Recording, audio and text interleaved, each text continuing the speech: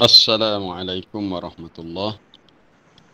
Waalaikumsalam warahmatullahi wabarakatuh. Apa kabar semua pagi ini?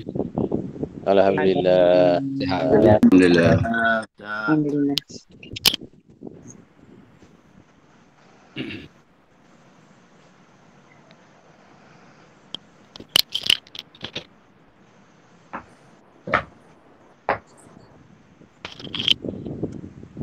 Bismillahirrahmanirrahim. Alhamdulillahi rabbil alamin. Wa bihi nasta'in wa la udwana illa 'alal zalimin. Wassalatu wassalamu ala Rasulillah. Kak, kena dengar suara mana kak? Ala alihi wa sahbihi ajma'in. Rabbi shrah li sadri wa yassir li amri wahlul 'uqdatam min lisani yafqahu qawli. Allahumma 'allimna ma yanfa'una wa zidna 'ilma warzuqna fahma, amma ba'd. Para jemaah, para sahabat yang dikasihi semua, alhamdulillah, untuk pagi ini, hari ini sudah berapa dah hari ini? Sudah 15 Jun 2021 bersamaan dengan 4 Zulkaidah 1442. Hari Selasa kita, setakat ini Allah Ta'ala beri kepada kita, alhamdulillah, kesempatan, peluang dan kesihatan untuk kita teruskan tadabbur ayat-ayat yang kita dah sampai setakat ini, surah At-Taghabun. Jadi untuk hari ini sambungan kita ayat yang ke-5, ayat yang ke-5. Cuma untuk kemarin tu ada satu poin yang tertinggal berhubung dengan ayat ketiga tu, wasawwarakum fa ahsana suwarakum. Allah Ta'ala yang telah memberi rupa bentuk kepada kamu wahai manusia, dan dia yang memperelokkan rupa bentuk kamu. Iaitu seawal kita berada dalam kandungan ibu kita. Jadi persoalannya, setelah berlalu tempoh berapa hari daripada berlakunya persenyawaan benih antara bapa dengan ibu sehingga lahirnya seorang anak, berapa lama tempoh untuk diberi rupa bentuk si anak tu. Jadi kita nak lihat di sini ada dua hadis sebelum kita pergi pada ayat ke-5. Dalam riwayat sahih daripada Anas bin Malik radhiyallahu anhu, Inna Allah Azza wa Jalla wakkala birrahim malakan. Allah Azza wa Jalla telah mewakilkan kepada anak yang ada dalam rahim kandungan ibu itu satu malaikat dihantar. Lalu malaikat berkata, Ay Rabb nutfah, wahai Tuhan, si anak itu belum terbentuk lagi, baru dalam bentuk air benih. Ay Rabb alaqah, wahai Tuhan, sekarang dalam bentuk dah jadi segumpal darah yang melekat. Ay Rabb, wahai Tuhan, sekarang dalam bentuk mudghah, seketul daging. Fa idza aradallahu an yaqdiya khalqaha qala al-malak. Apabila Allah Ta'ala mendaki untuk menentukan kejadian makhluk dia itu, maknanya nak mentakdirkan bahawa anak dalam kandungan ibu tu akan jadi seorang makhluk, seorang manusia. Lalu malaikat berkata, Ay Rabb, wahai Tuhan, zakarun am untha, kamu nak ciptakan si anak ini lelaki atau perempuan? Malaikat tanya, syakiyun aw sa'in, celaka atau bahagia? Famal rizku famal ajal, apakah rezeki untuknya, apakah ajalnya, itu berapa lama dia akan hidup di atas dunia. Fayuktabu kadzalik, maka ditulislah demikian juga semua itu fi batni ummi, dalam perut ibunya. Ini sama dengan hadis riwayat Bukhari juga daripada Abdullah bin Mas'ud. Itu boleh rujuk dalam hadis yang keempat atau yang kelima dalam hadis 40 Imam Nawawi. Lebih kurang macam ni jugalah. Jadi kita boleh ambil daripada kemudian ada satu hadis lagi daripada Huzaifah bin Usaid dalam Sahih Muslim. Hadis itu berbunyi, idza marra bin nutfah thintani wa arba'una lailah, apabila berlalunya 42 malam, thintani wa arba'una, 42 malam, lalu Allah Ta'ala utuskan malaikat, fasawwarha, lalu diberikan rupa bentuk, taswir. Jadi rupa bentuk seorang anak dalam kandungan ibu mula terbentuk setelah berlalu 42 hari daripada proses bersenyawanya benih, masuknya benih ke dalam rahim ibu. Lalu diciptakan untuk si anak itu sam'aha wa basaraha wa jildaha wa lahmaha wa idhamaha. Pendengarannya, telinganya, penglihatannya, matanya, kulitnya, dagingnya, tulangnya. Selepas berlalu tempoh 42, itulah hadis sahih Muslim yang diriwayatkan dalam hadis itulah. Kemudian lepas itulah ditulis ketentuan untuk dia secara umum. Ini bukan ketetapan. Ini ramai di antara kita yang keliru. Dia kata kalau dah ditulis sebagai satu ketetapan, macam mana nak ubah? Penulisan itu adalah bukan ketetapan. Penulisan untuk memenuhkan fail peribadi seseorang yang disimpan di Lauh Mahfuz. Mana masing-masing kita ni ada fail peribadi yang telah dicatatkan dalam fail induk kita. Kita hidup di dunia berapa lama, berapa kadar kita punya rezeki, apa amalan kita. Kemudian selebih tu kita berusaha. Dengan usaha tu apa-apa yang Allah Ta'ala tentukan tu dia boleh berubah. Jadi tempoh yang disebut dalam hadis Sahih Muslim adalah 42 hari. Memang dalam tafsir tak sebut. Bila kita cari-cari dalam hadis tu, jumpalah hadis tu, tempohnya 42. Para jemaah yang dirahmati Allah, sebelum kita masuk kepada tadabbur hari ini, ayat kelima, mukaddimah kita, kalau kemarin saya dah baca hadis tentang kelebihan kita belajar ayat Quran 2 atau 3 ayat waktu pagi, seperti kita pergi ke tempat jual unta di Madinah, nama Buthan dan Aqiq. Maknanya kita baca 2 ayat saja, belajar 2 ayat lebih baik, Nabi kata, daripada kita memiliki 2 ekor unta. Jadi hari ini kita nak ambil satu wasiat Nabi SAW. Saya ada satu kitab yang dibeli masa di Madinah dahulu, bertajuk Wasaya Ar-Rasul, wasiat Rasulullah SAW. Menarik, buku tu ditulis oleh seorang tokoh ulama di Madinah, Syekh Atiyah Muhammad Salim. Antara wasiat yang disebut dalam kitab tu, itu diambil daripada hadis riwayat Abu Umamah Al-Bahili radhiyallahu anhu. Kata Abu Umamah, aku mendengar Nabi SAW berkhutbah fi hajjatil wada', semasa menunaikan haji terakhir, haji selamat tinggal. Nabi ni sekali je haji, itulah haji Nabi yang pertama, itu yang terakhir. Dalam khutbah hajjatul wada', antara yang disentuh oleh Nabi SAW ialah wasiatnya, dia punya pesanan dia. Nabi kata, ittaqullah, bertakwa kepada Allah. Satu. Yang kedua, wasallu khamsakum, tunaikanlah salat yang 5 kamu. Maksudnya 5 waktu itulah. Yang ketiga, wasumu syahrakum, berpuasalah pada bulan kamu. Maksudnya bulan Ramadan yang diwajibkan kamu berpuasa. Wasiat yang keempat, wa'addu zakata amwalikum, tunaikanlah zakat harta benda kamu. Bagi yang dah cukup syarat-syaratnya lah, dari segi nisabnya, haulnya. Kemudian yang kelima, ati'u umara'akum, ta'atilah pemimpin-pemimpin kamu. Ada pesanan, wasiat daripada Nabi supaya mentaati pemimpin. Selagi mereka tidak menyuruh kita melakukan perkara dosa dan maksiat, maka kita wajib taat. Jadi kalau cukup 5 perkara tu, Nabi kata, tadkhulu jannata rabbikum, nescaya masuklah kamu dalam syurga Tuhanmu. Hadis ini diriwayatkan At-Tirmizi di akhir Kitabus Salah. Dan dia kata hadis ini hasan, hadis yang hasan sahih. Itu penilaian di sisi Al-Imam At-Tirmizi. Baiklah para jemaah yang dirahmati Allah, kita terus kepada perbincangan untuk tadabbur kita ini, iaitu ayat yang kelima dari surah At-Taghabun. Jadi kita mulakan dengan bacaan dululah. A'udzu billahi minasyaitonir rajim. A'udzu billahi minasyaitonir rajim. Alam ya'tikum naba'ul ladzina kafaru min qablu fadhaku wabala amrihim walahum azabun alim. Alam ya'tikum naba'ul ladzina kafaru min qablu fadhaku wabala ibrahim walahum azabun alim.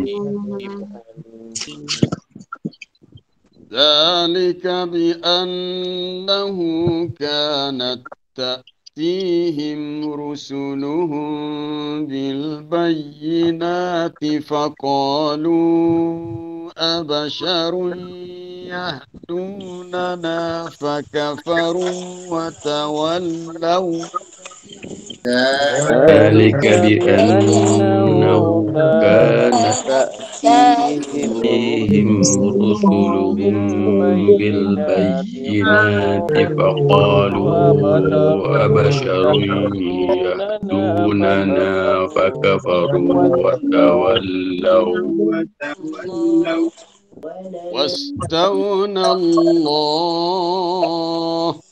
واستغنى واستغنى الله الله والله غني حميد.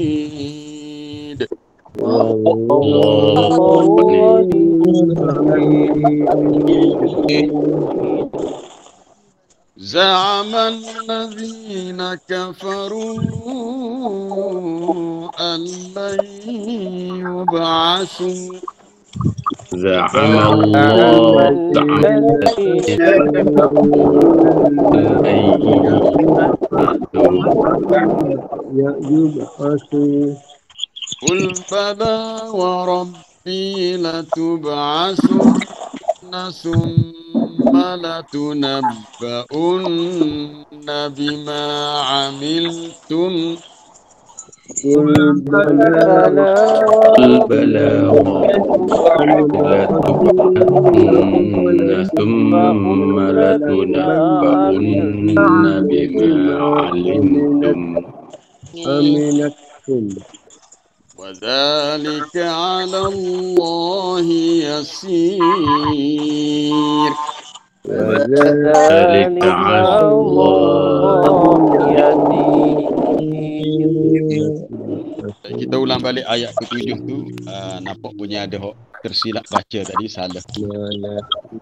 زعم الذين كفروا أن لن يبعثوا زعم الذين كفروا لن يبعثوا قل بلى ربي لتبعثن ثم لتنبؤن بما عملتم قل بلى وربي لتبعثن ثم لتنبؤن بما عملتم وذلك على الله يسير.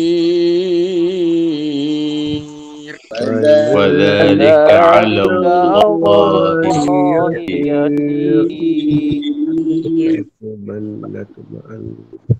Ayat 5 hingga ayat 7. Baik, sebelum kita lihat maksud ayat terjemahan, sedikit tentang tajwid. Main ada permintaan daripada Abi Ramli Al-Ghali untuk buka kelas tajwid. Cuma setakat ni saya tak bercadang secara khusus untuk buka kelas tajwid ni sebab takut kita tak boleh nak fokus untuk tadabbur ni. Cuma tajwid ni begini, tajwid ni dia ada dua bentuk. Kalau kita dah belajar sebelum ni secara teori, teori itu betul lah, itu dia punya kaedah-kaedah. Kita lebih menekankan kepada tajwid secara amali ataupun secara praktikal. Dan penguasaan tajwid secara praktikal ni sebenarnya kita boleh perolehi dengan cara kita rajin mendengar. Kalau kaedah cara hamba sendirilah, masa kita belajar dulu, kita lebih banyak mendengar bacaan daripada Syekh Mahmud Khalil Al-Husari. Sebab dia lah qari pertama di dunia yang buat rakaman bacaan murattal 30 juzuk Al-Quran. Kalau tak silap sekitar tahun, lebih kurang tahun 50-an gitu lagi, 60-an, dah lama dah. Jadi biasa bila kita biasa dengar, jadi secara automatik kita boleh ikut tajwid cara dia baca tu, tepat gunnah, tepat izharnya, matnya. Alam ya'tikum. Di situ ada dua izhar syafawi. Alam mim mati bertemu dengan ya dan mim mati bertemu dengan nun. Maknanya kita kena nyata pada sifat mim yang dimatikan tu. Alam ya'tikum. Alam. Orang Kelantan kalau alam tu jadi alem. Ale. Nak gimana? Saya nak pergi ke Shah Ale. Duk mana di Shah Ale di Selangor? Shah Ale Ale. Alam. Dia kena sebut betul tu. Pagi ni nak makan apa? Tahu nak makan gapo? Makan. Minum. Tu. Dia kena biar jelas sebut makan. Mim alif ke nun tu yang mati tu kena izhar. Jadi sama juga bila alam jangan sebut alam. Bacaan tertib qari pertama Syekh Mahmud Khalil Al-Husari. Carilah dalam YouTube banyak bacaan dia. Baik. Alam ya'tikum naba'ul ladzina kafaru kalau dalam pengajian kita sebelum ni di surah Aman, di Masjid Aman, saya sering tekankan kalau nun mati bertemu dengan huruf-huruf isti'la, betul lah di sini qaf ni salah satu huruf ikhfa hakiki. Kita kena dengun, tapi kaedah dengunnya kita kena tebalkan gunnah, kena tafkhim. Tebal sebab qaf itu huruf isti'la. Jadi mil qabl. Alam ya'tikum naba'ul ladzina kafaru min qablu fadzaku za. Za huruf zal di hujung lidah. Zal hujung lidah tidak ditebalkan, tidak dikeraskan, dilembutkan hujung lidah. Fadzaku wabala amrihim walahum azabun alim. Him izhar syafawi. Hum izhar juga izhar syafawi. Azabun izhar juga izhar halqi. Tak kisahlah syafawi atau halqi. Yang penting bila izhar kita tak boleh dengung. Wabala amrihim walahum azabun alim. Tak boleh dengung, tak boleh. Wabala amrihim walahum. Itu dah salah lah. Baik. Ayat yang ke-6. Zalika bi'annahu. Nun bersabdu wajibul gunnah. Kanat ta'tihim. Ta yang pertama mati. Jadi kita kena idghamkan. Masukkan dalam ta yang kedua berbaris atas. Kanat ta'tihim. Kanat ta'tihim. Itulah sebabnya huruf ta yang kedua pada ta'tihim ada tanda syiddah. Sabdu. Bahasa Arab sebut syiddah. Tanda sabdu. Kerana nak meraihkan huruf ta yang mati yang pertama dah diidghamkan, dimasukkan dalam huruf ta yang kedua. Kanat ta'tihim rusuluhum. Ta'tihim mim mati bertemu dengan ra. Itu izhar syafawi, tak ada dengung lah. Terus rusuluhum, ini kena dengung. Mim mati bertemu ba, dengung. Ini ikhfa syafawi. Cara dengungnya sama dengan iklaq. Ini ramai orang kita silap sini. Mereka terus rusuluhum tutup mulut, mim mati tak. Dia kena infiraj, kena buka sikit. Macam iklab juga. Kalau kita belajar secara musyafahah dengan guru biasa, dengan orang Arab lah, memang jelas. Dan bila saya perhati di antara bacaan yang jelas tentang hukum ikhfa syafawi seperti bacaan murattal Syekh Muhammad Siddiq Al-Manshawi. Memang jelas. Kanat ta'tihim rusuluhum bil. Bi itu barulah dirapatkan bibir mulut. Rusuluhum bil bayyinati faqalu. Faqalu itu mat jaiz munfasil. Bila kita baca dengan tariqah syatibiyah dalam riwayat hafaz, maka kita meraihkan sifat mat jaiz yang dipanjangkan. Dia ada dua pilihan. Kalau kita baca dengan pendek pun boleh. Di sini kita belajar, kita baca dengan keadaan yang panjang. Faqalu abasharui, itu gunnah dengun, tanwin bertemu dengan ya. Abasharui yahdunana fakafaru wa tawallau. Lau. Kerana pada huruf lam tu ada sabdu wa tawallau. Kita nak meraihkan sifat sukun pada waw, wa tawallau. Tapi kalau kita nak wasal pun boleh juga. Fakafaru wa tawallau wastagnallah. Itu kita boleh idghamkan terus waw yang pertama ke dalam waw yang kedua. Wallahu ghaniyyun hamid. Kemudian za'amal ladzina kafaru, itu mak jaiz mufasil, allan yub'atsu. Sebab ini kita wakaf situ. Ini salah satu elemen yang penting dalam tajwid adalah mengetahui wakaf ibtidak dengan betul. Di mana kita nak wakaf, bila wakaf di mana kita nak ibtidak, nak memulakan bacaan. Kita tak boleh ikut sedap hati kita nak ambil mana-mana, tak kena tengok dari segi sama ada tanda wakaf atau pada segi maksud ayat. Qul bala wa rabbi latub'atsunna thumma latunabba'un. Di situ terdapat banyak huruf yang ada syiddah. Nun bersabdu hukumnya wajib dengung, wajibul gunnah. Mim bersabdu wajibul gunnah. Kemudian ada lagi nun bersabdu wajibul gunnah. Latub'atsunna thumma latunabba'unna bima amiltum. Wa dzalika 'ala Allahi yasir. Yasir tarqiqur ra, huruf ra dinipiskan. Ini saya biasa ingatkan kalau jemaah yang kita dah biasa lama dah. Kita ingatkan kalau huruf ra yang sebelumnya ada ya yang sukun berbaris bawah, maka kena nipiskan ra. Khabir. Cara nipis tu kena tarik ke hujung, ke tepi. Hujung lidah tu ke tepi. Khabir, masir, yasir. Dia tak boleh tebal. Yasir, khabir. Itu tafkhim. Dia kena nipis. Yasir. Baik, itu sedikit tentang tajwid. Untuk ketiga-tiga ayat ni. Baik, kita lihat apa pengertiannya. Alam ya'tikum, tidakkah telah datang kepada kamu ni kepada kita semua lah. Kepada kita semua. Sebab dhamir tu dia mari dengan bentuk jamak kum untuk kita semua. Apa yang datang kepada kita? Naba'ul ladzina kafaru, khabar berita. Naba' ni mana khabar? Berita, cerita, kisah orang-orang kafir yang sebelum ini. Maksudnya umat terdahulu yang telah menderhakai rasul-rasul mereka. Fadhaku wabala amrihim. Lalu maka mereka telah merasai. Zaku tu daripada fi'ilnya zaqa yazuku. Ini fi'il madhi untuk jamak hum. Hum, mereka itu telah merasai wabala, akan bencana perbuatan mereka sendiri, ataupun buruknya perbuatan mereka. Dan bagi mereka azab yang pedih. Kita habiskan terjemahan dahulu. Zalika, yang demikian itu, kenapa mereka mendapat bencana yang sebegitu? Kerana telah datang kepada mereka rusuluhum, rasul-rasul mereka, rasul yang Allah Ta'ala utuskan dengan membawa bayinat, keterangan bukti yang jelas. Tetapi mereka menolak dakwah rasul dengan alasan mereka mengatakan, abasyarun, adakah manusia yang seperti ini yahdunana, nak beri petunjuk hidayah kepada kami? Maksudnya mereka tak boleh terima dakwah Rasul dengan alasan Rasul itu adalah basyarun mislukum, manusia seperti mereka. Ini cuma alasan. Lalu mereka kufur, lalu mereka berpaling.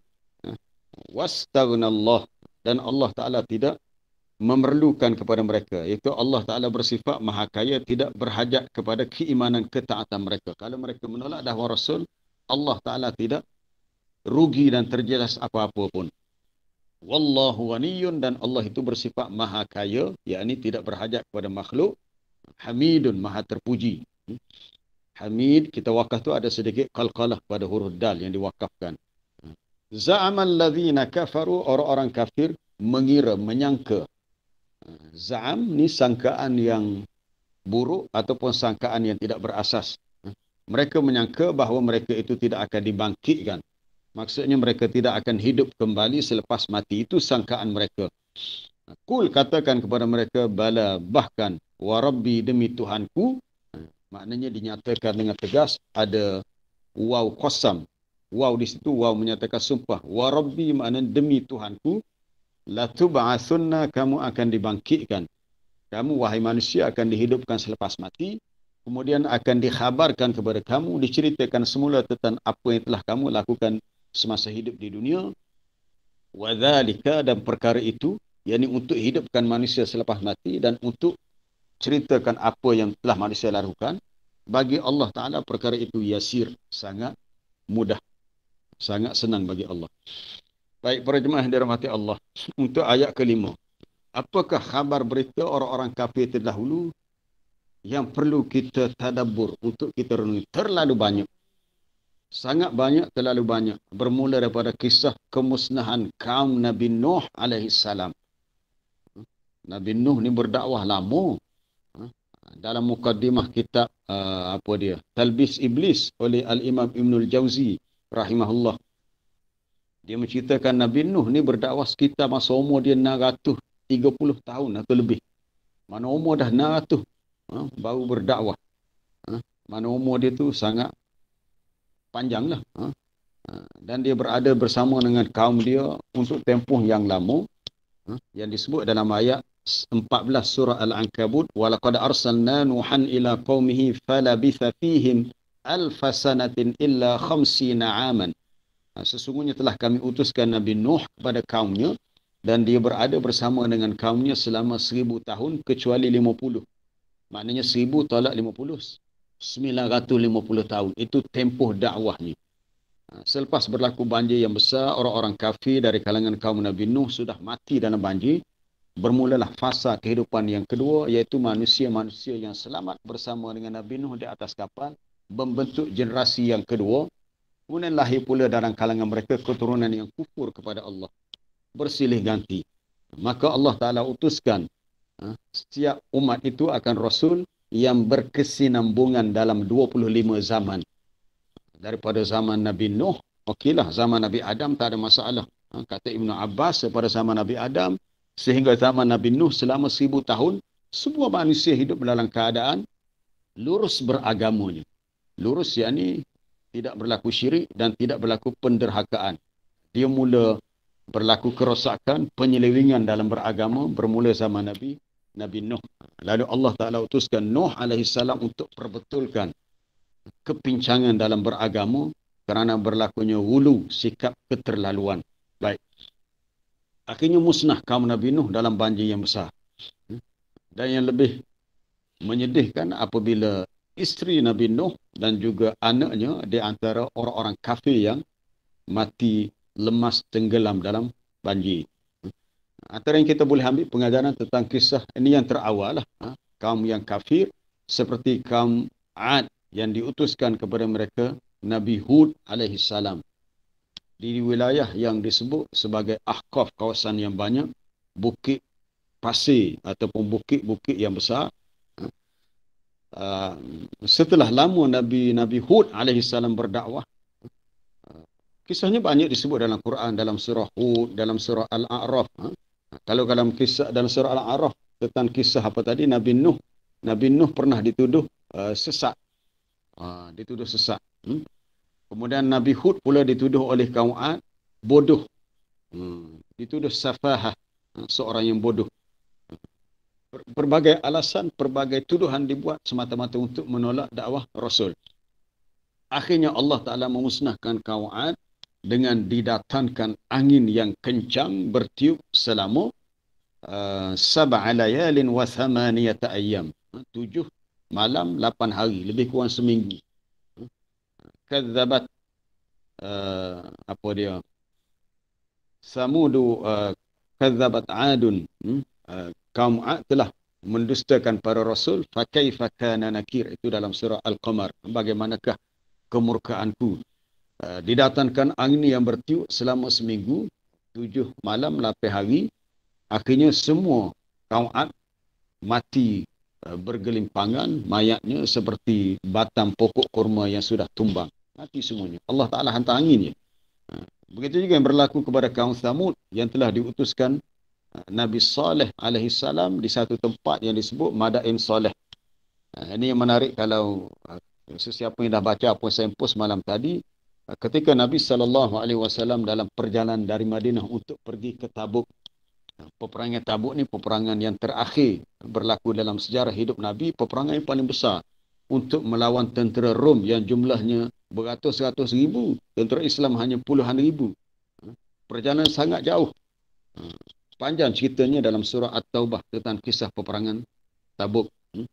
Jadi ketika melalui satu tempat yang disebut Wadi Al-Qura. Wadi Al-Qura ni dia kawasan, di situlah letaknya Madain Saleh. Masih ada lagi sekarang ni. Saya sempat pergi masa belajar Madinah, tak sempat 5 tahun lepas pada tahun 2016. Rombongan yang bawa umrah tu sempat bawa kita ke sana, pergi pagi sampai tengah hari, balik sampai dekat Isyak di Madinah. Jadi perjalanannya lebih kurang 400 km ke Madain Saleh. Daripada Madinah nak menuju ke Tabuk hampir rasanya lebih 800 km. Maknanya Madain Saleh ataupun penempatan kaum Samud di Madain Saleh berada di tengah-tengah antara Tabuk dengan Madinah. Jadi bila Nabi sampai situ, dan Nabi tahu inilah tempat di mana Allah Ta'ala telah musnahkan kaum Samud kerana sikap sombong mereka kepada dakwah Nabi Saleh. Akhirnya mereka bunuh unta yang Allah Ta'ala jadikan sebagai mukjizat Nabi Saleh. Unta, seekor unta betina yang keluar daripada ketulan batu. Akhirnya mereka bunuh. Banyak disebut dalam Quran. Faqala lahum Rasulullahi naqatallahi wa suqiyaha fakadzabuhu fa'aqaruha. Maka berkatalah Rasulullah, yang ini masuk Rasulullah di sini Nabi Saleh, inilah dia unta yang Allah Ta'ala jadikan sebagai mukjizat untuk aku buktikan kebenaranku, tetapi mereka mendustakannya, lalu mereka sembelih unta itu. Fadamdama alaihim rabbuhum bidzambihim fasawwaha. Lalu Allah Ta'ala turunkan bertalu-talu azab daripada langit dalam bentuk as-sa'iqah, suara tempikan yang kuat. Suara yang sangat kuat menyebabkan berlaku rajfah, gegaran. Bila berlaku gegaran, jadi perkampungan dia musnah, ramailah yang mati dengan suara pekikan yang kuat. Itu yang berlaku kepada kaum Samud. Maka ketika Nabi melalui tempat itu untuk ke Tabuk, Nabi pesan, Nabi kata, la tadkhulu ala haula'il mu'adzabin, ataupun ala haula'il qaum, janganlah kamu masuk ke kawasan kaum yang diazab ini, melainkan illa an takunu bakin, kecuali kamu dalam keadaan menangis. Menangis sebab rasa gerung, takut dengan azab Allah yang pernah menipu kaum yang ingkar. Kena ada rasa khusyuk dan takut. Fa in lam takunu bakin fala tadkhulu alaihim. Sekiranya kamu tak ada rasa nak menangis, tak mampu untuk menangis, maka kalau boleh jangan masuk. Sebab dibimbangi, yusibukum ma asabahum, kamu ditimpa dengan musibah sebagaimana yang telah menimpa mereka. Jadi masuk tu sebab melalui tempat itulah. Dan masa ketika saya pergi 5 tahun lepas, kawasan itu adalah kawasan dalam jagaan pihak UNESCO. UNESCO ni satu unit badai di United Nations. Di antara tempat-tempat bersejarah di dunia, maka di bawah jagaan UNESCO, dan di situ ada satu stesen kereta api lama, museum pun ada. Stesen kereta api yang dibina di zaman kerajaan Uthmaniyah yang menghubungkan antara Istanbul, Turki dengan kota Madinah. Dululah zaman tu. Dan kawasan tu ada stesen kereta api. Dan di situlah juga kawasan perkampungan kaum Samud. Bahkan telaga tu masih ada lagi. Telaga tempat beri minum kepada unta, dan telaga yang kaum Samud pun ambil air di situ juga pun masih ada lagi. Sebab itulah kita digalakkan untuk berjalan di atas muka bumi melihat sebahagian kesan-kesan kemusnahan yang menimpa umat terdahulu. Kalau para jemaah mungkin yang ada peluang, yang sempat, mungkin ada setengah pelajar-pelajar kita yang belajar di Jordan dan pernah melawat Laut Mati. Laut Mati ni satu tempat Allah Ta'ala musnahkan kaum Nabi Lut yang terkenal dengan kerosakan akhlaknya. Gejala LGBT yang pertama berlaku dalam sejarah itu zaman Nabi Lut alaihissalam. Akhirnya mereka dimusnahkan. Kampung mereka diangkat, diterbalikkan, kemudian dibenamkan dalam tanah, dan kawasan itu akhirnya membentuk satu tasik yang luas. Sehingga sesiapa yang berada di situ tak nampak tasik, seperti satu kawasan laut yang luas, dan disebut Laut Mati kerana dalam laut itu tidak ada apa-apa kehidupan, tak ada seekor ikan pun, kerana kedudukannya sangat rendah daripada paras laut yang lain lah, ataupun laut besar. Allah Ta'ala suruh kita berfikir. Begitu juga di Mesir. Sesiapa yang pernah pergi ke Mesir, kawasan selatan, satu mantikah, satu mahafazah namanya Al-Fayyum. Di sana ada buhairah, satu tasik, di mana tempat Allah Ta'ala musnahkan Qarun. Qarun di zaman Nabi Musa alaihissalam. Allah Ta'ala uji dia dengan harta benda yang banyak. Akhirnya harta itu menyebabkan dia jadi angkuh, bongkak, dan dia merasakan harta itu adalah hasil kepandaian dia. Qala innama utituhu ala ilmin indi. Aku dapat harta ni kerana ilmu pengetahuan yang ada padaku. Aku pandai cari harta, aku pandai berniaga, aku kaya. Akhirnya apa yang berlaku? Akhirnya keangkuhan dia musnah dengan fakhasah nabihi wa bidalihil ard. Kisahnya boleh dibaca dalam surah Al-Qasas dalam juz yang ke-20.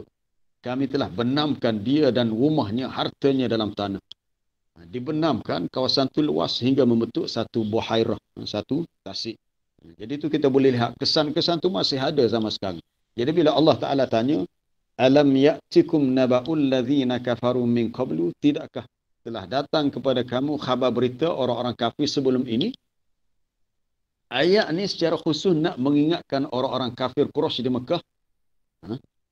Biarlah mereka ni sedar dan insaf. Orang Kelantan kata biar khabar kata. Jangan tak khabar, jangan tak sedar diri kena khabar kata. Kalau demo rasa demo hebat, orang zaman dulu hebat lagi. Tetapi kehebatan orang terdahulu dengan senang Allah Ta'ala musnahkan. Allah Ta'ala musnahkan, hancur. Jadi kalau setakat orang-orang Quraisy di Mekah ni lagi senang bagi Allah dari sudut perbandingan. Sebenarnya bagi Allah Ta'ala tak ada kesusahan. Allah Ta'ala boleh musnahkan orang-orang yang ingkar dengan cara yang sangat mudah. Kerana urusan Allah Ta'ala itu sangat mudah. Baik. Mereka telah merasai wabala amrihim. Kalimah wabala menunjukkan bahawasanya kemusnahan itu berlaku akibat perbuatan jahat mereka sendiri. Mereka telah merasai wabala di sini radi'a af'alihim. Buruknya, jahatnya perbuatan mereka yang menjadi sebab mereka itu dimusnahkan. Itulah sebabnya kita melihat kenapa manusia ditimpa musibah dan banyaklah perkara hak berlaku dalam kehidupan kita. Mungkin sebahagian besarnya adalah punca daripada manusia itu sendiri. Mungkin setengah itu ujian daripada Allah. Tapi ini mungkin akibat perbuatan manusia sendiri. Sebagaimana yang Allah Ta'ala nyatakan dalam surah Ar-Rum. Zahara al-fasadu fil barri wal bahri bima kasabat aydin nas. Ayat yang ke-41 muka surah 408. Surah Ar-Rum dalam juzuk 21. Ayat 41 surah Ar-Rum. Zahara al-fasadu fil barri wal bahr. Telah nyatalah al-fasad, kerosakan, bermacam kerosakan yang berlaku di daratan dan di lautan. Apa puncanya? Puncanya kerana bima kasabat aydin nas, dengan sebab apa yang telah diusahakan oleh tangan-tangan manusia. Kerosakan yang berlaku dengan sebab tindakan salah manusia itu sendiri. Liyudhiqahum, untuk Allah Ta'ala rasakan. Di sini kita bertemu dengan kalimah yudhiqa dalam bentuk fi'il mudhari'. Asalnya dhaqa yadhuku. Adhaqa, merasakan. Adhaqa tukar mudhari', yudhiqu. Kerana Allah Ta'ala nak rasakan kepada mereka ba'dalladhi amilu, sebahagian daripada apa yang mereka lakukan, la'allahum yarji'un, mudah-mudahan mereka kembali. Iaitu Allah Ta'ala kenakan musibah setelah manusia melakukan kerosakan supaya manusia insaf dan kembali ke jalan yang benar dengan bertaubat. Jadi kisah-kisah umat terdahulu banyak disebut dalam Quran. Tujuannya supaya kita berfikir.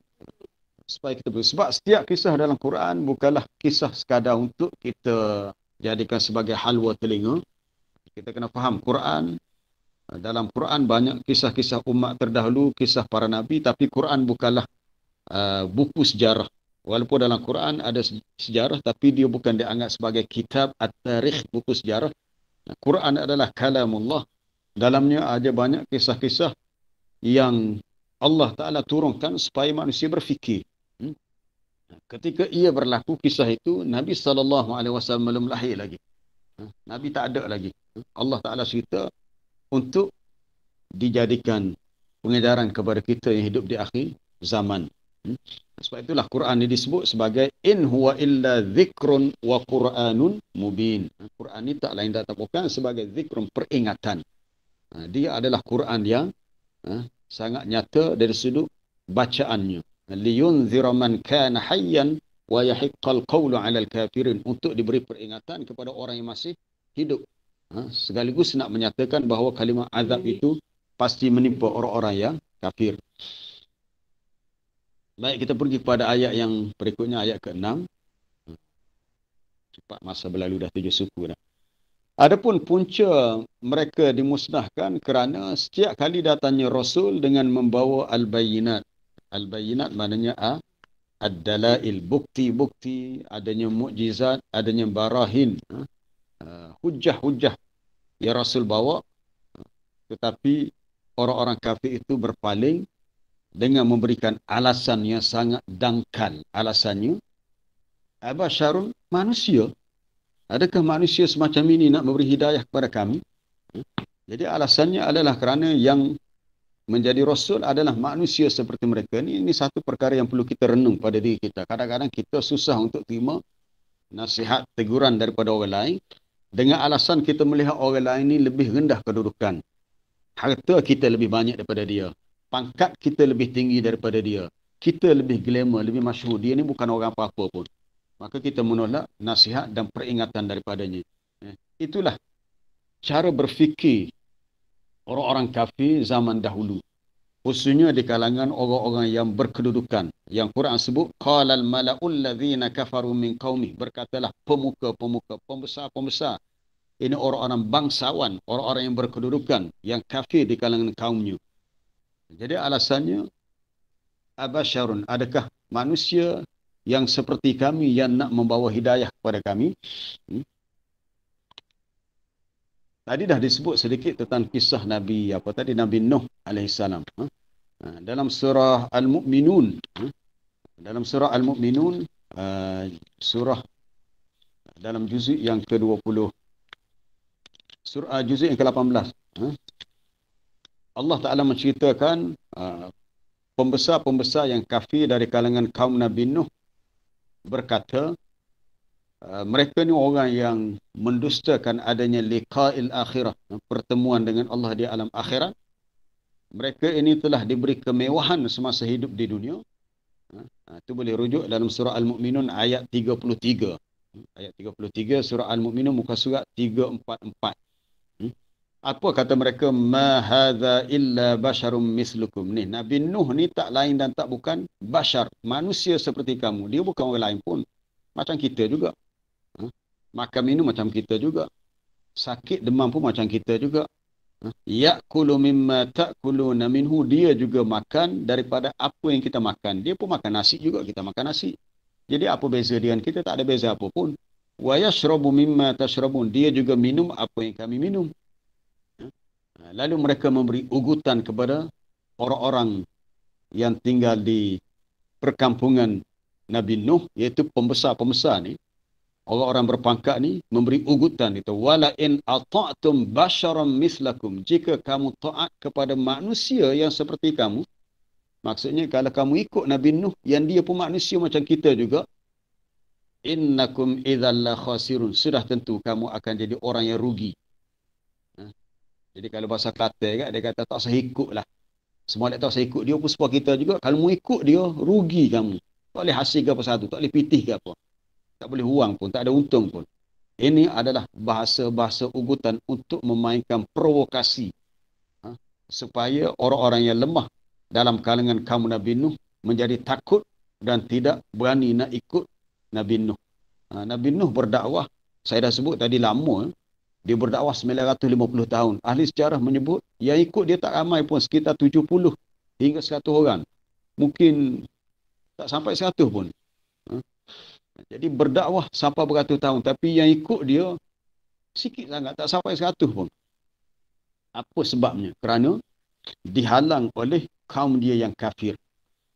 Kekafiran mereka bukanlah bermakna mereka menolak ketuhanan Allah, tetapi mereka mensyirikkan Allah. Itu boleh baca dalam kisah dalam surah Nuh. Dalam Quran ada satu surah yang khusus. Surah Nuh tak panjang, surah ni hanya lebih kurang satu muka surat setengah. Punca berlaku kepincangan dalam kalangan kaum Nabi Nuh kerana amalan syirik yang dicetuskan oleh mereka disebabkan sifat terlalu memuja orang-orang yang soleh. Ada disebut nama tu dalam surah tu. Jadi akhirnya mereka tolak dakwah Nabi Nuh dengan sebab dia kata Nabi Nuh juga manusia. Begitu juga di zaman Nabi Musa. Ketika Allah Ta'ala utuskan Nabi Musa dan juga saudaranya, abangnya Nabi Harun alaihi wassalam kepada Raja Fir'aun. Thumma arsalna Musa wa akhahu Haruna biayatina wasultanin mubin. Kisah ini juga dalam surah Al-Mu'minun ayat 45, muka surat 345. Comel hum nombor tu. Muka surat 345. Muka surat 345 ayat 45.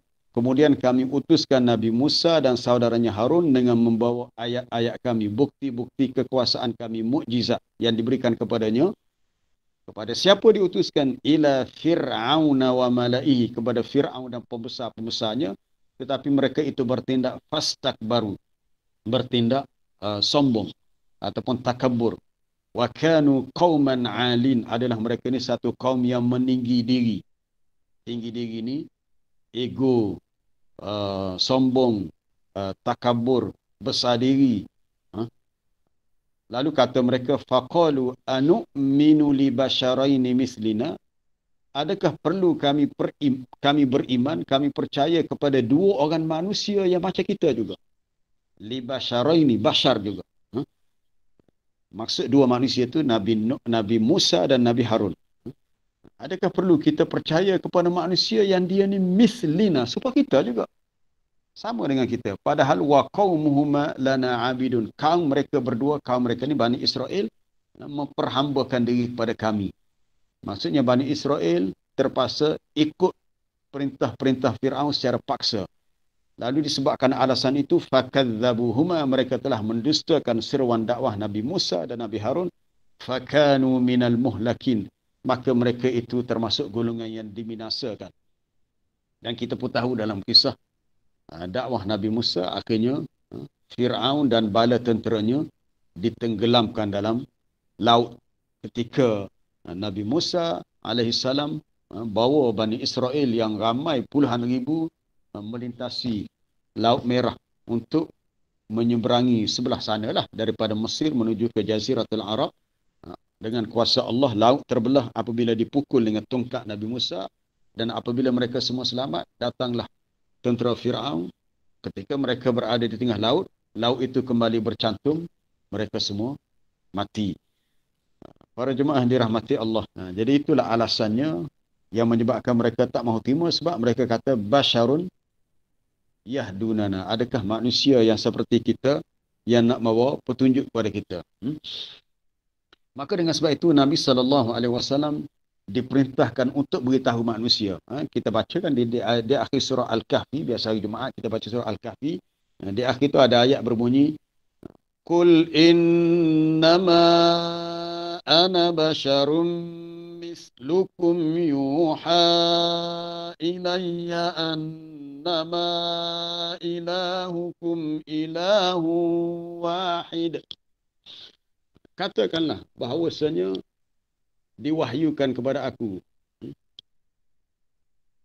Katakanlah bahawasanya aku adalah manusia seperti kamu juga. Diwahyukan kepada aku bahawa Tuhan kamu adalah Tuhan yang satu. Nabi SAW disuruh untuk beritahu, innama ana basyarum mislukum, aku juga manusia seperti kamu. Cuma lebihnya Nabi-Nabi Rasul ni diberi pangkat kenabian, pangkat kerasulan. Tapi dari sudut yang lain mereka juga adalah seperti orang lain. Maknanya mereka juga sakit, mereka juga tidur, mereka juga makan, mereka juga minum, mereka juga berkahwin, mereka juga ada anak cucu macam orang lain juga. Itulah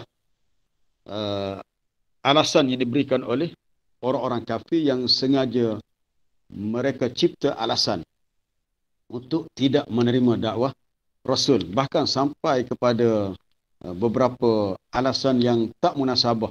Apabila mereka melihat Rasul itu berjalan ke pasar untuk mencari makanan, itu disebut dalam surah Al-Furqan. Surah Al-Furqan, di awal surah Al-Furqan, muka surat 360, ayat yang ke-7. Wa qalu ma li hadzal rasul ya'kulut ta'am wa yamshi fil aswaq. Mereka orang-orang yang kafir berkata, ni apa Rasul ni? Dia Rasul, dia mengaku Rasul, tapi dia juga ya'kulut ta'am, makan makanan, dan dia juga berjalan di pasar-pasar. Jadi orang kafir ini ingat bila Rasul tak perlu makan dan tak perlu ke pasar untuk mencari makanan. Rasul juga manusia seperti orang lain yang perlu kepada makan, minum. Bahkan mereka juga berjalan ke sana sini seperti orang lain. Lalu orang-orang kafir yang banyak kerana ni beri satu permintaan yang tak munasabah. Laula unzila ilaihi malakun fayakuna ma'ahu nadhira. Kenapa tidak diturunkan kepada Rasul itu satu malaikat? Kenapa Tuhan tak turunkan malaikat? Supaya malaikat itu bersama dengan Rasul menjadi nadhira, pemberi peringatan. Atau mereka minta Rasul ni au yulqa ilaihi kanzun, atau diberikan kepadanya harta, perbendaharaan harta yang banyak. Kanzun ni satu jumlah harta yang besar. Maknanya cara pola pemikiran orang kafir ni dia hanya nampak material. Kami nak ikut Rasul tapi kami nak Rasul ni orang yang kaya. Orang yang au takunu lahu jannah ya'kulu minha, ada baginya kebun-kebun, ada ladang kebun buah-buahan yang dia boleh makan. Maksudnya kami nak ikut Rasul kalau dia ni seorang yang memiliki kekayaan, ada harta yang banyak. Ini adalah suatu kerenah yang mereka sengaja mereka cipta. Itu menarik kalau kita lihat dalam surah Al-Isra. Selain daripada mereka menuduh kami tak terima Rasul sebab Rasul pun manusia seperti kami. Surah Al-Isra muka surat 291. Ini semua permintaan ini berbentuk kebendaan. Mereka berkata kami tidak akan beriman kepada engkau, bermula ayat 90. Kami tidak akan beriman kepada engkau ya Muhammad sehinggalah engkau dapat memancarkan daripada bumi yang bu'a, iaitu mata air. Kan di Mekah dia tak ada sungai. Mereka nak adanya sungai. Nabi diutuskan bukan nak jadi pegawai bahagian apa dia, jabatan apa dia, saliran dan perparitan. Bukan kerja Nabi nak buat parit air, adanya air mengalir. Ataupun mereka berkata kami tak akan beriman au takuna laka jannatun min nakhilin wa inabin, ataupun engkau memiliki kebun daripada pokok kurma dan pokok anggur. Nak Rasul Nabi ni kena ada tanah kebun. Pokok kurma, pokok anggur tu biasa yang ada tanah Arab lah. Lalu fatufajjiral anhar, kamu dapat memancarkan aliran sungai di celah-celah kebun. Jadi semua permintaan tu berbentuk material, kebendaan. Ataupun kamu dapat menjatuhkan langit kepada kami secara berkeping-keping, ataupun kamu bawa Allah Ta'ala dan malaikat biar kami dapat melihat depan kami. Subhanallah. Ini satu permintaan yang tak masuk akal. Au yakuna laka baitun min zukhruf, atau kamu memiliki rumah daripada perhiasan emas. Tengok. Ini dia punya pola pemikiran orang-orang kafir zaman dulu. Ini orang-orang kafir Quraisy di Mekah. Mereka letak syarat nak ikut Nabi Muhammad bila Nabi Muhammad ada rumah yang sangat mewah. Dalam bahasa Arab bila disebut zukhruf, mana rumah tu diukir, dihias dengan perhiasan emas. Emas. Au tarqa fis sama, atau kamu dapat naik ke langit. Walan nu'mina liruqiyika hatta tunazzila alaina kitaban naqra'uh. Dan kami tidak percaya kepada naiknya kamu ke atas sehingga kamu berjaya menurunkan sebuah kitab yang kami dapat baca. Jadi semua permintaan itu Rasulullah tolak dengan mudah. Kul, katakan kepada mereka ya Muhammad, katakan kepada mereka, subhana rabbi, maha suci Tuhanku, hal kuntu illa basharar rasula. Aku ni tidak lain dan tidak bukan hanyalah basharan, seorang manusia. Aku pun manusia juga. Cuma aku ni rasulan, seorang rasul. Manusia yang dilantik oleh Allah Ta'ala menjadi rasulnya, utusan kepada kamu. Kemudian Allah Ta'ala beritahu dalam ayat 94, sama dengan ayat yang kita baca hari ini. وَمَا مَنَعَنَّا سَأَنْ يُؤْمِنُوا, tidaklah yang menghalang manusia untuk beriman, إِذْ جَاءَهُمُ الْهُدَى, ketika datangnya petunjuk kepada mereka. Penghalangnya apa dia? إِلَّا أَنْ قَالُوا أَبَعَثَ اللَّهُ بَشَرًا رَسُولًا, melainkan mereka berkata, adakah Allah Ta'ala utuskan manusia sebagai Rasul? Itu je alasannya. Oleh kerana Rasul itu manusia yang seperti mereka, maka itu dijadikan alasan untuk mereka tidak mahu beriman. Sebenarnya alasan itu sengaja mereka cipta kerana sombongnya mereka. Kerana mereka tahu bila mereka ikut Rasul, kepentingan mereka akan down, akan jatuh. Khususnya di kalangan orang-orang yang berpangkat dan juga berharta. Sebab Nabi SAW membesar di Mekah, Nabi tak ada pangkat apa-apa pun. Bahkan semua orang Mekah tahu Nabi ni adalah anak yatim. Jadi mereka rasa ego mereka akan jatuh kalau mereka ikut seorang ketua yang dulu berstatus anak yatim. Ini bahaya. Kalau kita fikir untuk kita tadabbur daripada ayat ni, buangkan sifat ego, sifat takabur. Apabila sampainya kebenaran, kita kena bersifat tawaduk, merendah diri dan terima dengan kita mengatakan sami'na wa ata'na, kami dengar dan kami taat. Baik, akhir sekali, masa pun tak mengizinkan, ada 2 minit lagi. Orang-orang kafir menyangka bahawa mereka tidak akan dibangkitkan. Sebenarnya bagi Allah Ta'ala untuk manusia dihidupkan kembali itu sangat-sangat mudah. Sangat mudah. Seumpama kita tidur malam, kemudian kita bangun di waktu pagi. Yang menidurkan kita tu bukannya kita sendiri. Allah Ta'ala yang menjadikan bila malam kita rasa mengantuk. Kita rasa mengantuk dan ini fitrah. Kita tidak boleh melawan fitrah yang Allah Ta'ala jadikan bagi kita. Tak ada manusia yang bila waktu malam dia rasa mengantuk, dia lawan juga. Kecuali kalau kita kurang sihat tu lain lah. Maknanya bila kita mengantuk, kita akan tidur juga. Tak kira orang tu bangsa apa, agama apa. Tidur adalah ketentuan Allah bagi makhluk yang bernama manusia. Begitu juga binatang pun tidur juga. Jadi sebenarnya tidur tu gambaran kepada mati. Bila kita bangun tidur bermakna kita hidup selepas mati. Orang-orang kafir kata allan yub'atsu, tidaklah manusia yang mati itu dibangkitkan. Maka katakan kepada mereka dengan tegas, bahkan demi Tuhanku, ada qasam, ada sumpah di sini. Kamu wahai manusia benar-benar akan dibangkitkan selepas kamu mati. Maknanya kamu akan hidup. Dan kemudian Tuhan akan beritahu apa yang telah kamu lakukan di dunia. Inilah satu persoalan besar yang menjadi igawan dalam pemikiran orang-orang kafir zaman dulu, bahkan orang-orang kafir di zaman Mekah, orang-orang kafir Quraisy. Mereka payah nak terima hakikat orang yang mati boleh hidup balik. Payah sangat. Banyak dalam Quran sebut, "Aidza kunna turaban", adakah setelah kami dah menjadi tanah? Maksud kami sudah mitna, kami dah mati, ataupun izaman, kami dah jadi tulang, ataupun rufatan, kami sudah reput hancur dalam tanah.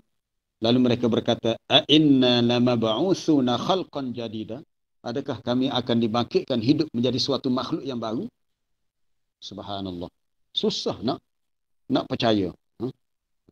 Dalam banyak ayat-ayat sebegini, banyak dalam Quran, dalam beberapa surah, antaranya dalam surah Al-Isra, bila mereka mempersoalkan, wa qalu a idza kunna 'idhaman wa rufatan a inna lamab'utsuna khalqan jadida.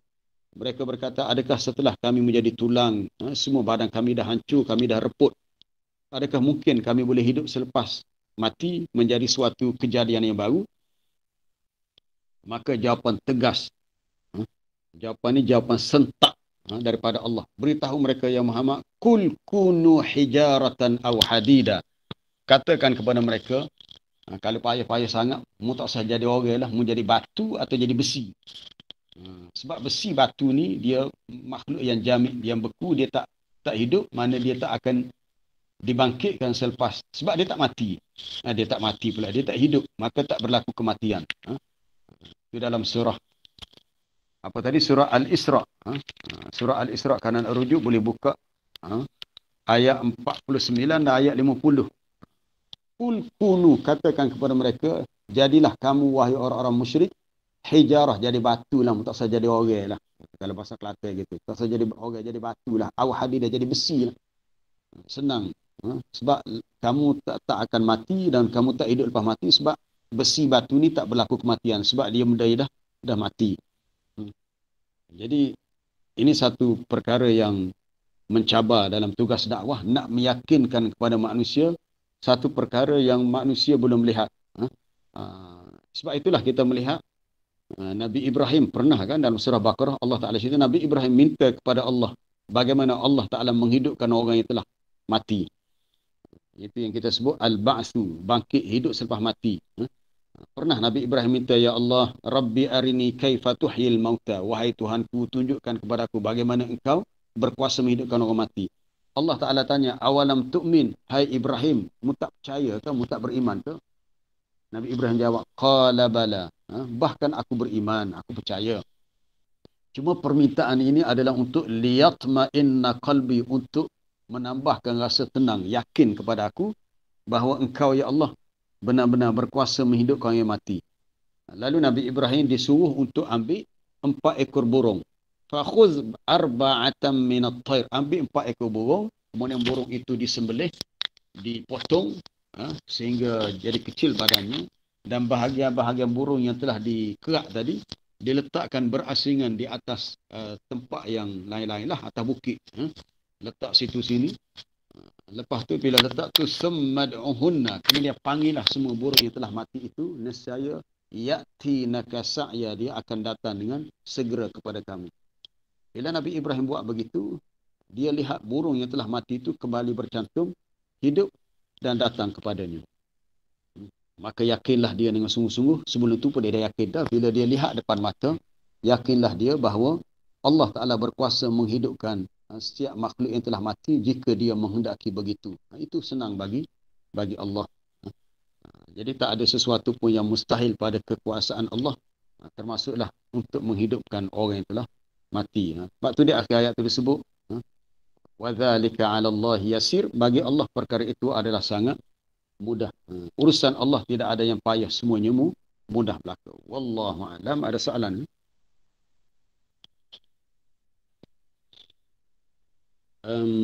Bolehkah kita amalkan doa Nabi Nuh? Doa apa tu? Bagaimana dirakamkan ayat 28 surah Nuh? Boleh. Rabbi fili wali walidayya waliman dakhala baitiya mu'mina, boleh. Doa tu bukan sekadar untuk Nabi Nuh, juga untuk kita boleh. Betulkah maksud baiti dalam ayat ini? Dalam ayat mana tu? Kalau dalam surah Nuh, baiti tu merujuk kepada rumah Nabi Nuh lah. Kalau dengan pengertian masjid itu kena tengok siapul ayah lah. Ataupun kena tengok tafsiran. Tapi setakat yang diketahui, baiti dalam doa Nabi Nuh merujuk kepada rumah dia lah. Mohon pencerahan tentang jani yang gugur. Kategori berapa minggu, bulan dari segi memandikan, kemumikan. Apabila sudah sempurna sifat. Biasanya sekarang ni dikira, kalau tak silap dikira apa dia? Empat bulan ke apa? 4 bulan 120 hari. Ataupun apabila telah dilihat sempurna sifatnya. Maknanya telah ditiupkan roh kepadanya. Kalau diyakini sudah ditiupkan roh dan sudah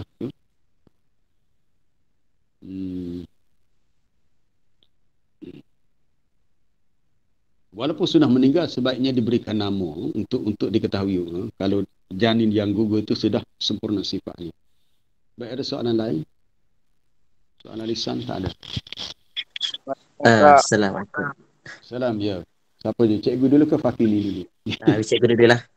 Okey, cikgu dulu. Okey, Ustaz. Kisah Nabi Musa ni, Ustaz. Di filem kan. Jadi nak tanya, saya nak buka tengok, takut. Jadi boleh ke nak buka tengok je. Ada kisah apa ni, cerita berkenaan ada dalam YouTube. Kisah Nabi Musa. Wallahu a'lam.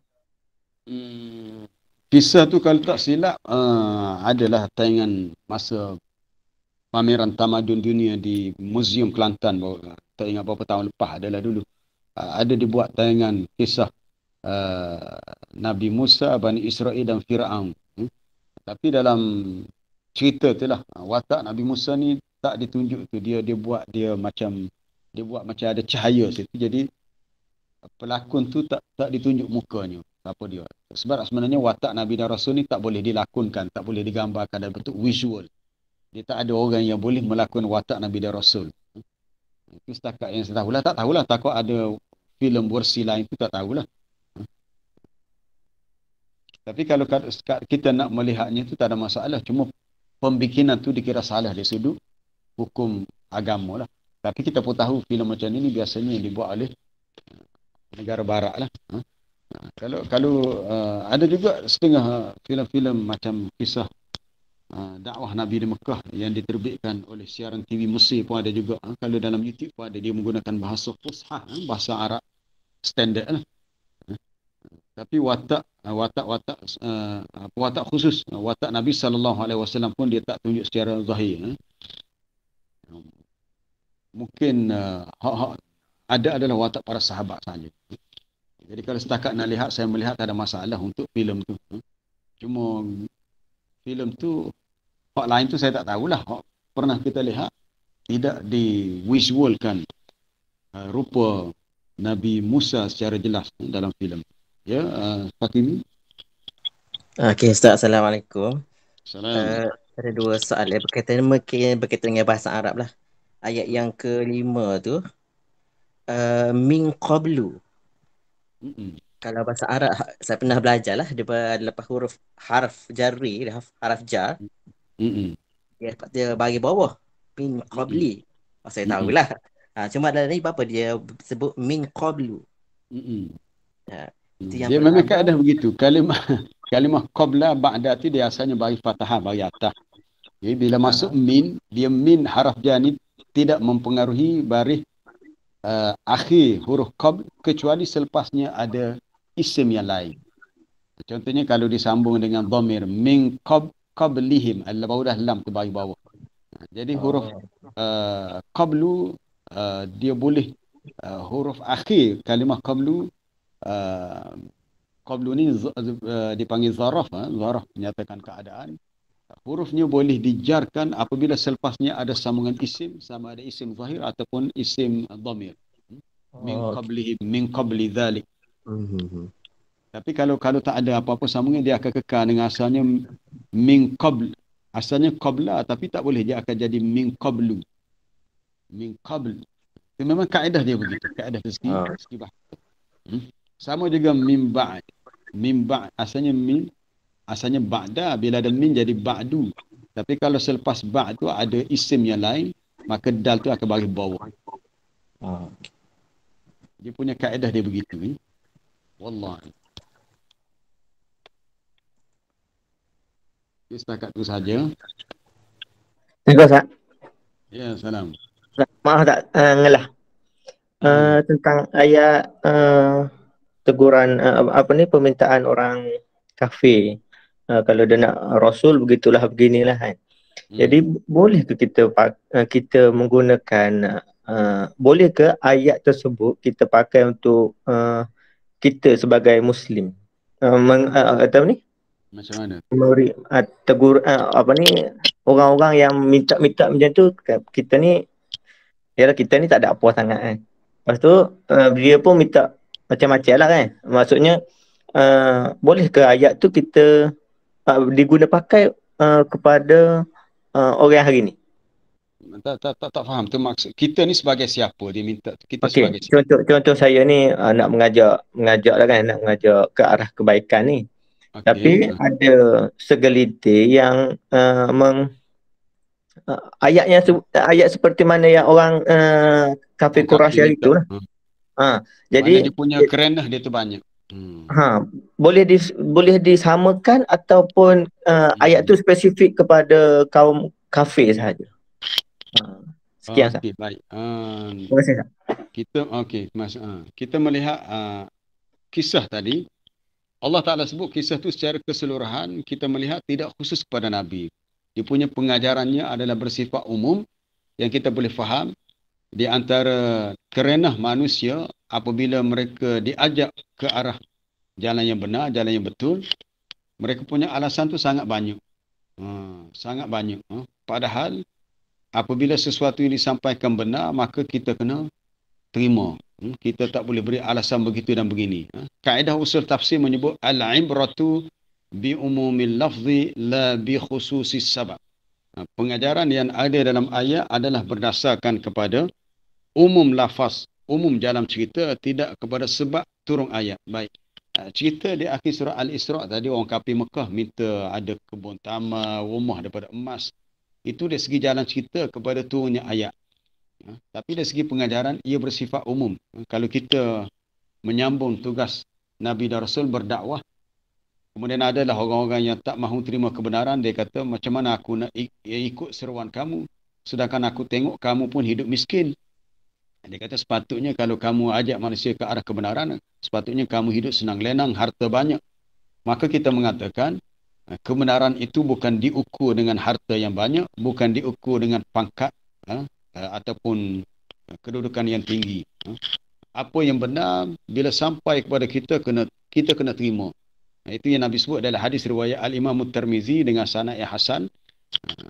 Al-hikmah dhalatul mu'min anna wajadaha fahuwa ahaqqu biha.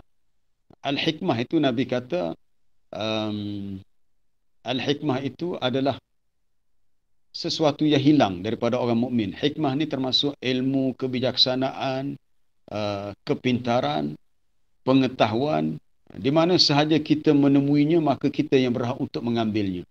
Jadi kalau ada orang yang berdakwah, orang yang sampaikan ilmu, kita lihat ianya adalah benar, maka kita mengambilnya. Walaupun orang yang menyampaikan itu kita lihat adalah orang kampung yang kerjanya tak seberapa, pendapatannya tak seberapa, ataupun dia lebih rendah kedudukannya daripada kita dari segi pangkat, tetapi oleh kerana yang dia sampaikan itu betul, maka kita kena terima. Kita tak perlu letakkan syarat. Kita nak terima nasihat dia, nak terima nasihat dengan syarat dia kena ada duit berjuta-juta dalam bank, atau dia kena ada rumah yang besar, kereta mewah, tak. Kebenaran bukan diukur dari sudut kebendaan. Kebenaran bukan diukur dari sudut material. Jadi betul lah kisah tadi secara khusus berlaku zaman Nabi, tapi dari segi pengajarannya umum kepada kita.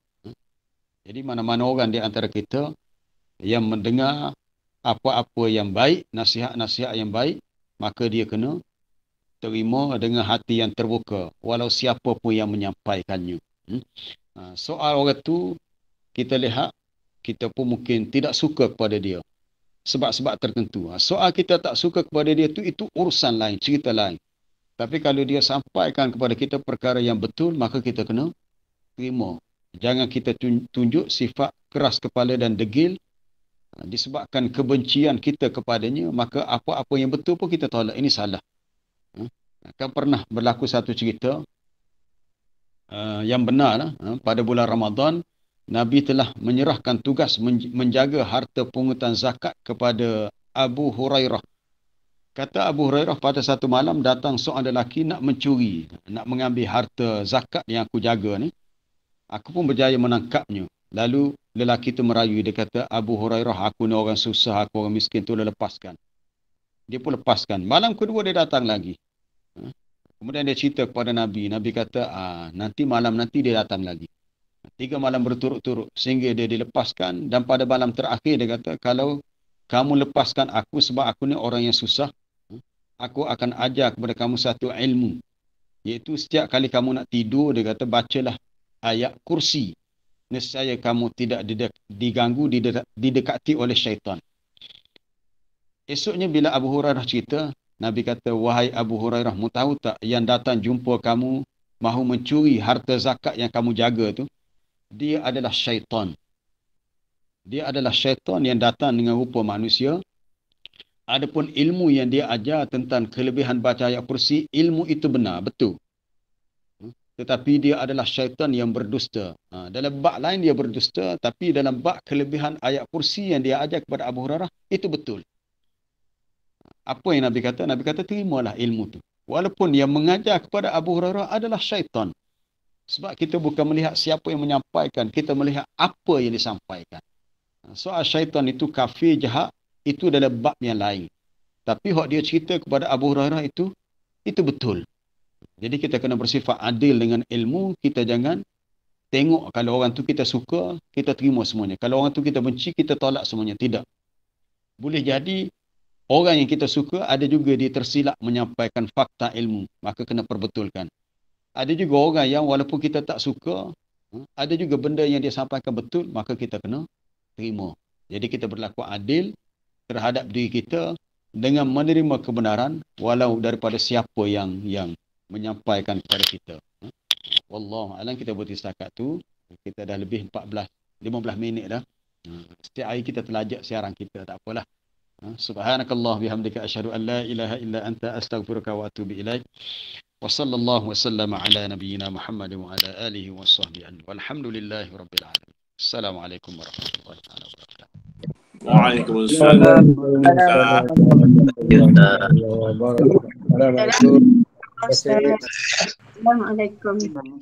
Assalamualaikum. Terima kasih. Assalamualaikum. Allah. Assalamualaikum. Salam. Syukran Ustaz. Afwan. Terima kasih. Terima kasih Ustaz. Assalamualaikum. Terima kasih.